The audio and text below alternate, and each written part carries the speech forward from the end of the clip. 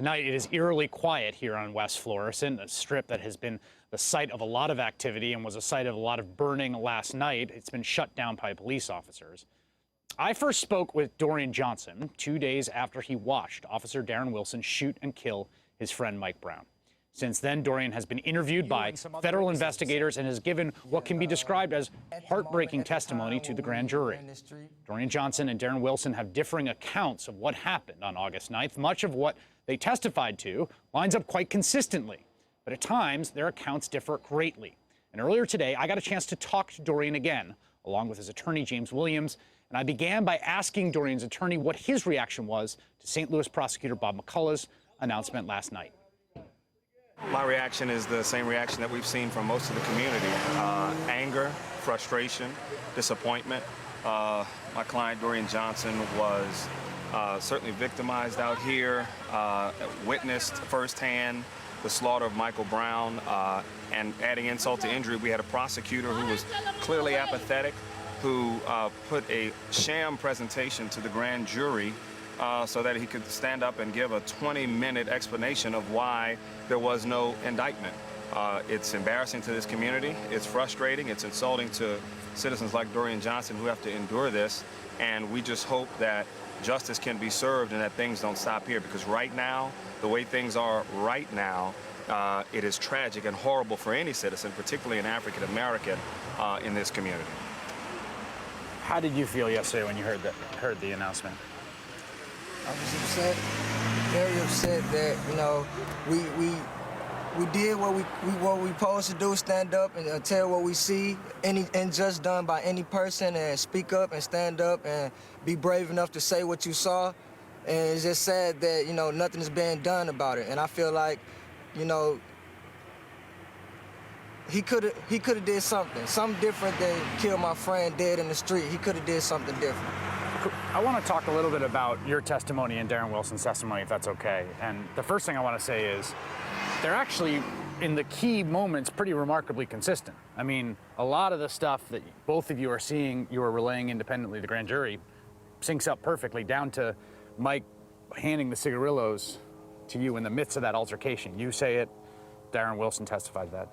One big point of departure is how this all started. So I just want to read this to you. This is Officer Wilson saying, you guys are right here. You're walking this way, right? His car's coming down Canfield Drive this way. You guys are in the street, you're in front. And he says, why don't you guys walk on the sidewalk? Now, is that what he said to you? You feel free to answer. He did not say that to me. He did not say, you could walk on the, he said, get the F on the sidewalk. Exact words to me. So that's a key difference, is that when you testified was that from the beginning it was a hostile interaction. Yes. It was get the F up on the sidewalk. Correct. Okay. That happens here. Now here's another piece of testimony. He backs his car in reverse, right? Right here, right? And he says, he tries to open the door and Mike Brown slams it shut and says, what the F are you going to do about it? Shuts my door, slammed it shut. Is that what you saw happen? That's not what I saw happen. That's not what happened. And that's not what you testified to the grand jury? That's not what happened. What did you testify to the grand jury? What he failed to mention is the manner in which he reversed his vehicle. He reversed his vehicle in a way he would have struck me and Mike Brown if we did not get out the way. And therefore, his car was set up so close to us that he could not open his door without striking us with his door. It was impossible. So he's close enough to you that when he opens the door, it's ricocheted off of our body onto the car, back into him. Okay, so an altercation now starts in that car. Officer Wilson testifies that there was a punch from Michael Brown. Is that what you saw? No. You did not see a punch? His fist was never closed. He never closed his fist. His fist was always, it was open. And again, I think it's important to note, Dorian Johnson observed this, but was not on trial for his life. Officer Wilson, who gave his self-serving grand jury testimony, was trying not to be indicted. So the similarities you're pointing out, we think are even more evidence of why, if properly presented, this grand jury would have resulted into an indictment. He says it was hit right here on the side of the face with a fist. You testified that Mike Brown's hands were never inside the car. Correct. You still believe that? There's some forensic evidence to suggest that maybe they were in there, but you're saying they did not go in the car. They did not go in the car. Okay. Can you tell me about the nature of that interaction at the window? Because you testified about how you're just looking around like freaked out. These guys are both getting very heated. Like this is escalating quickly. What was going on in that moment? Like I said, like I testified to the grand jury, it wasn't wrestling. It was tug of war, pulling and pulling away. It was no wrestling. And you say Officer Wilson was the one who initiated contact by grabbing Mike Brown. Correct. He Yes, was the first one to initiate. Correct. Yes. And you're saying they're wrestling. They're not wrestling. Tug of war. Yes. Are they cursing at each other? Are they yelling at each other? Of course, there's some verbal language. They're both loud and angry. They're both loud and angry. But it's not wrestling. They're never grappling each other or never one body on top of another. No, it's just he's pulling and he's pulling away. Darren Wilson is pulling towards the window and Mike Brown's pulling away from the vehicle. Gunshots go off, right? Inside the car. Is that correct?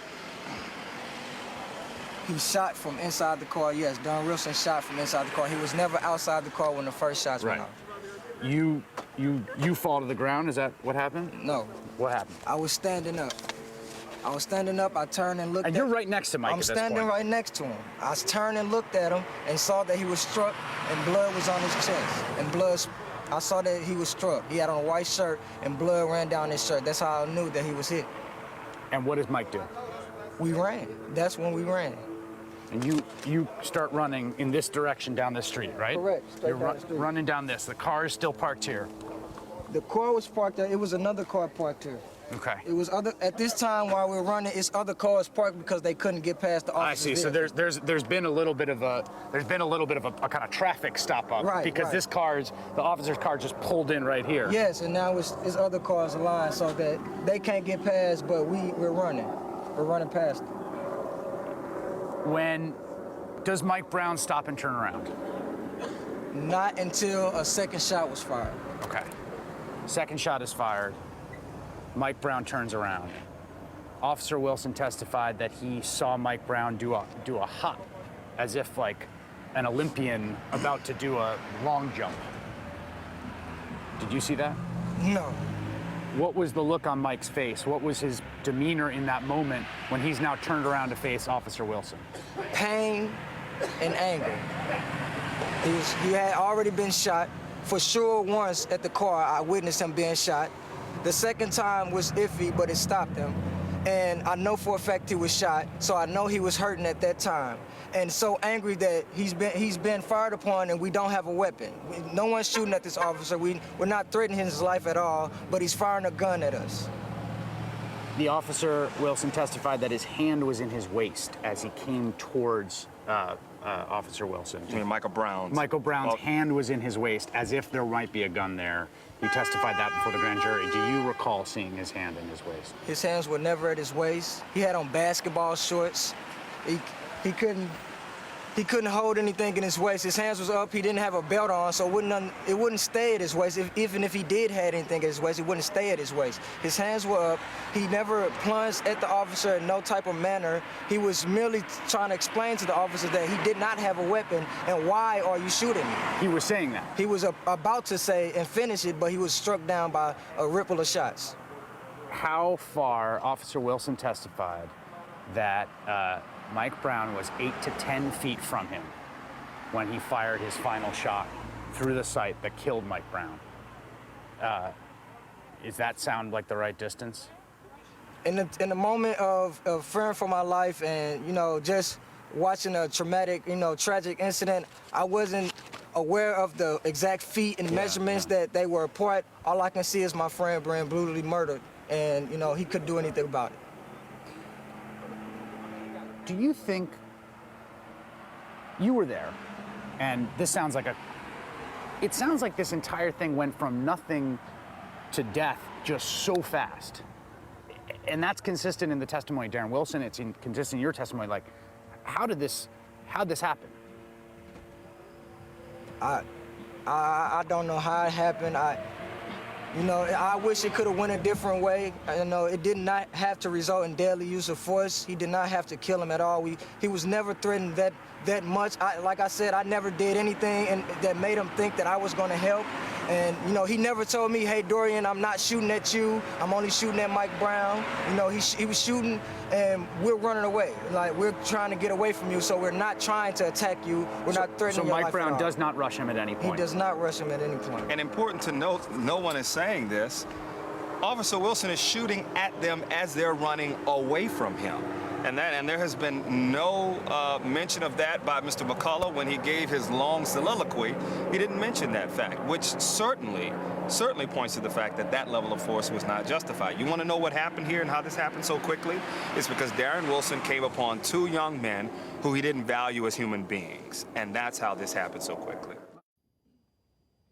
Early this morning, police found the body of a man inside a parked car near the Canfield Apartments where Mike Brown was shot and killed, and not too far from where I talked to Dorian Johnson. Although St. Louis County Police said the death is being investigated as a homicide, they would not say how the man died, nor will they identify him at this point. But family members say the man was 20-year-old DeAndre Joshua, and he turns out he was a good friend of Dorian Johnson. You found out about Bob McCullough last night, and then a few hours later, your friend was killed, and you found about that this morning? Yeah, I found about that this morning. It's tragic. He was a good kid, man. He was real good. He never did no wrong to nobody. It's a tragedy what happened to him, and then given the situation, how we got to stay on topic, I just want to get this opportunity to say, you know, thank you for letting me talk about him. RP again, DeAndre, and I love you. Everybody else, to support him, too. Support all the black youth that's dying out here for no reason. We got to stand up for something better. Dorian, thank you very much, and I'm sorry about your friend.